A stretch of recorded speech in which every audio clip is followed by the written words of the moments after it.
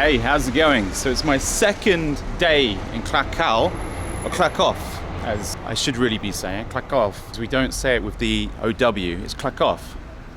And even then I think I'm destroying the translation.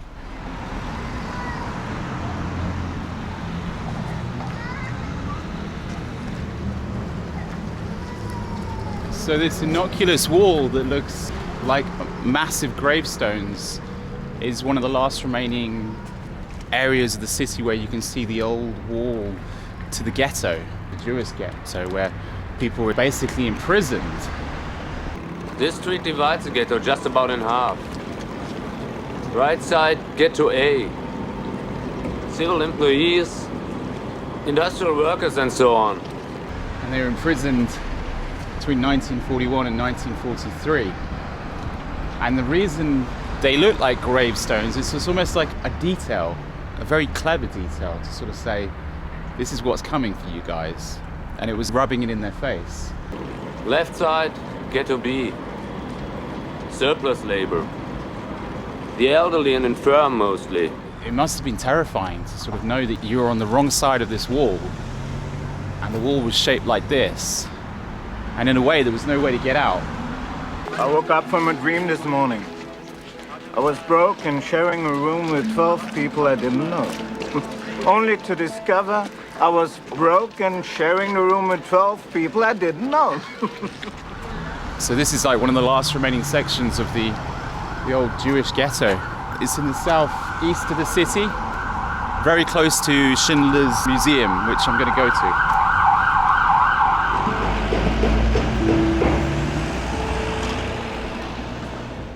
Today you find me at a monumental and incredibly significant relic of our past. This building was once Oskar Schindler's factory.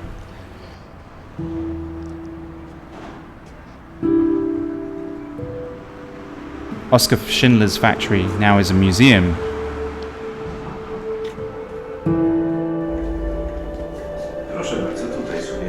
So I found myself in Oskar Schindler's factory museum. Let's just take it in, I think. As we travel through the museum, it gives the visitor insight into how the war unfolded, how it impacted the local population. Not only did the Jewish population suffer under the occupation of the Nazis, but so did the Polish population.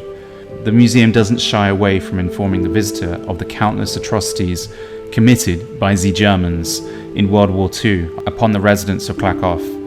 It explains in detail the replacement of the population by Germans and takes you on a journey that would last 6 years for those who lived in and around Krakow between 1939 and 1945. Know what Poland used to look like. Huge, spreading all the way up towards Minsk, taking in Lviv, taking in all these Ukrainian towns, and then all the way down here towards the south.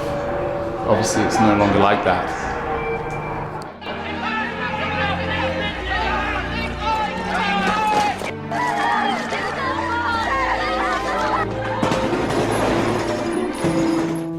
The Polish Institute of National Remembrance estimates total deaths under German occupation at 5.4 to 5.7 million. Roughly 2.8 million Poles and 2.8 million Polish Jews. Once the Soviets liberated Poland, in so many words, another 150,000 became victims of Soviet communist repression. However, during these atrocities, there was one man that stood out amongst others, and it's the reason we are in this museum today. I'd make sure it's known the company's in business. I'd see that it had a certain panache. That's what I'm good at, not the work. Presentation. Many things have been said of Oskar Schindler over the years, but the general consensus is he will forever be remembered in history for saving the lives of over 1,200 Jews who very easily could have been exterminated. Was his generosity by accident, or was it calculated and measured from the start? Many would suggest he was a businessman who profited greatly from the war, at least to begin with. Pasta, sausage, cheeses, beluga, caviar.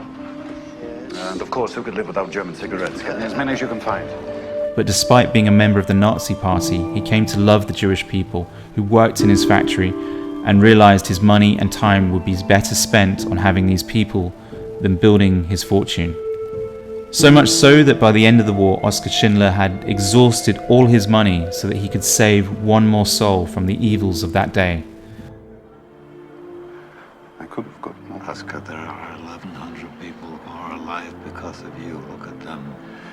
Not only did he risk all his wealth and money that he had accumulated to save as many as possible, whom he was told to hate, he also risked his life by standing up to the Nazi machine. My name is Kunda. Hauptscharführer Kunda. K-U-N. And what's yours? Schindler. S-C-H-I-N-D-L-E-R. I felt humbled and moved to be able to enter this building. It can be easy to forget about those who came before us. It can be easy to enter a building and not reflect on the pain that those who worked here must have been going through emotionally each day. Uncertain if this would be their last day because a foot soldier took it upon himself to shoot you in the back of the head as you made your journey between the Jewish ghetto and the sanctuary that was Oskar's factory.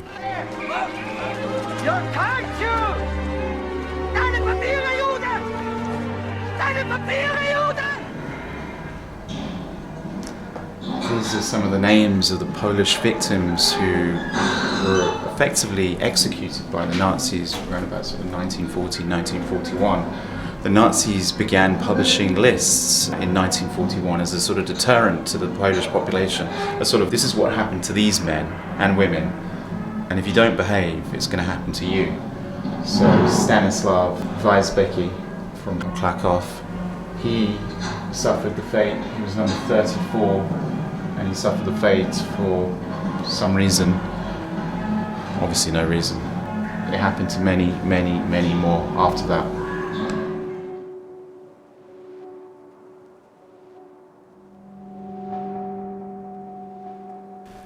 Oskar Schindler came to Krakow in 1939 before the invasion of Poland. However, once the Nazis had invaded Poland in 1939, he quickly acquired the enamelware factory in Krakow, which is where we are today. At its peak in 1944, about 1,750 workers were employed there, of whom 1,000 were Jewish. His adware connections helped him protect his Jewish workers from deportation and death in the Nazi concentration camps. As time went on, he had to give Nazi officials ever larger bribes and gifts of luxury items obtainable only on the black market to keep his workers safe. Obviously, as people were moved out of their homes and replaced by Germans who moved into Krakow, many, many belongings were plundered. This is just some of the remnants of the plundered belongings. We have silverware, we have candles, grandfather clocks, you name it.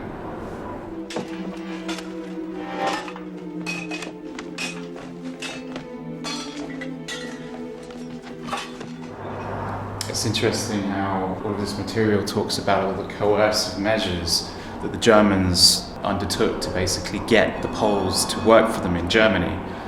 As news started filtering back from Germany that the conditions for the Poles were very, very bad, the Poles would have peas stamped on their jackets or sewn into their jackets, and food parcels were often having to be sent from Poland to Germany to feed the workers that had basically so diligently gone there to help. And yet, thankfully, propaganda was coming from the underground resistance to inform people that it wasn't such a good idea to work for the Germans.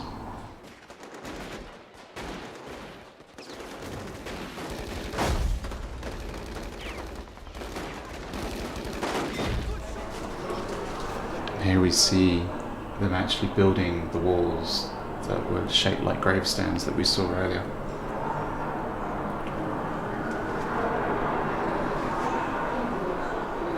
And here, replicas of the wall to the ghetto.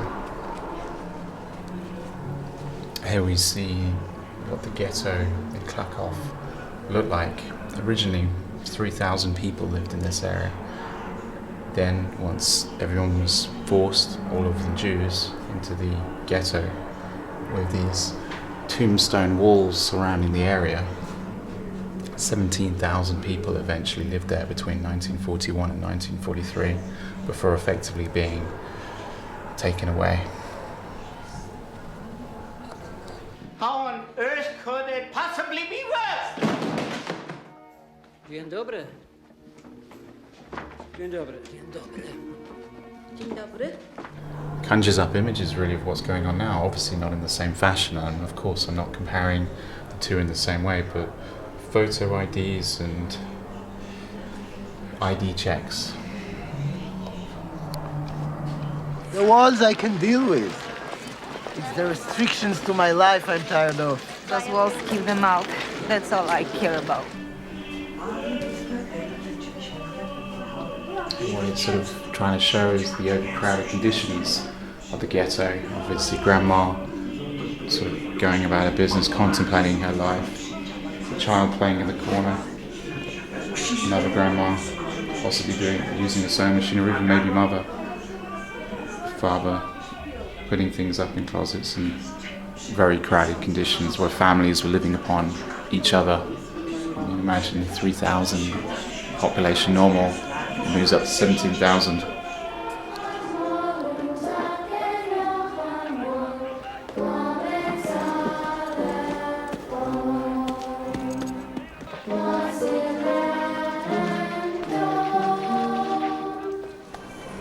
As you walk through this museum, we slowly go through the time.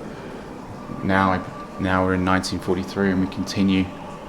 Obviously the ghetto came to an end in 1943, but obviously the war did not for another 2 years.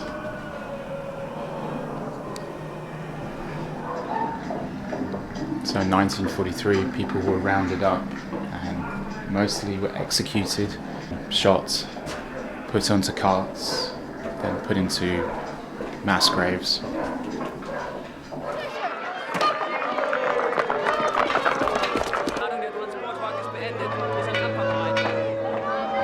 By July 1944, Germany was losing the war. The SS began closing down the easternmost concentration camps and deporting the remaining prisoners westward. Many were murdered in Auschwitz and the Gross-Rosen concentration camp. Schindler convinced the SS Eamon Goff, commandant of the nearby Krakow Poland concentration camp, to allow him to move his factory to Protectorate, thus sparing his workers from almost certain death in the gas chambers. Using names provided by the Jewish ghetto police officer Marcel Gerlberg, Goff's secretary Maitek Pemper compiled and typed the list of 1,200 Jews who travelled to Brunetz in October 1944. Schindler continued to bribe SS officials to prevent the execution of his workers until the end of the World War in May 1945, by which time he had spent his entire fortune on bribes and the black market purchases of supplies for his workers. I presume all of these names possibly connected to the cooking instruments, the pots, the pans.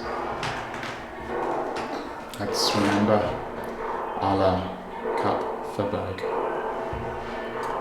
and Israel Kupferberg.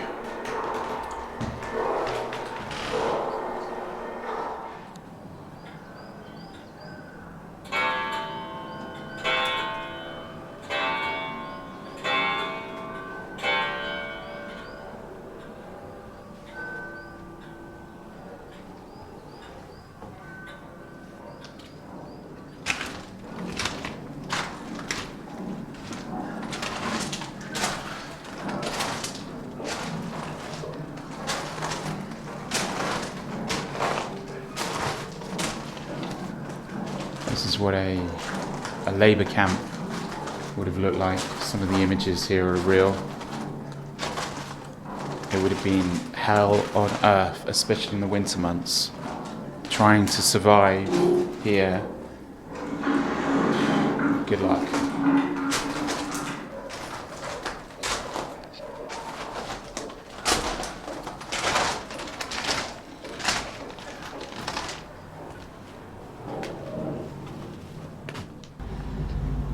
After the Jews were basically deported or executed or exiled from the Jewish quarter, Some were fortunate enough, or unfortunate enough, depends on which way you look at it, to find shelter in some kind Poles' basements. This on Mogilev Street, how in the basement housed Jews.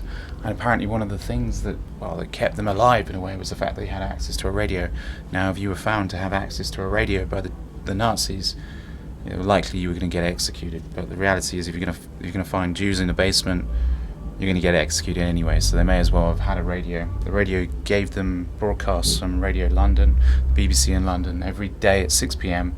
it would give them an update on how the Allies were doing. It gave them hope. It gave them hope that maybe within a year and a half, 2 years, the war would be ending. I mean, this really is a vast exhibition. We are going through the ages, and obviously we all know the timeline to World War II. I don't need to sort of spell it out to you guys. But as we go over the operations that sort of would eventually lead to the demise of the Nazis, it all started to unravel as we got closer and closer to 1945.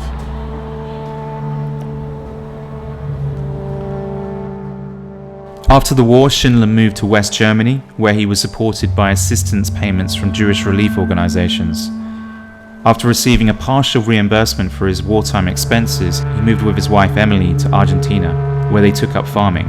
When he went bankrupt in 1958, Schindler left his wife and returned to Germany, where he failed at several business ventures, where he relied on financial support from the Schindler Jews, the people whose lives he had saved during the war. He died on the 9th of October 1974 in Hildesheim, Germany.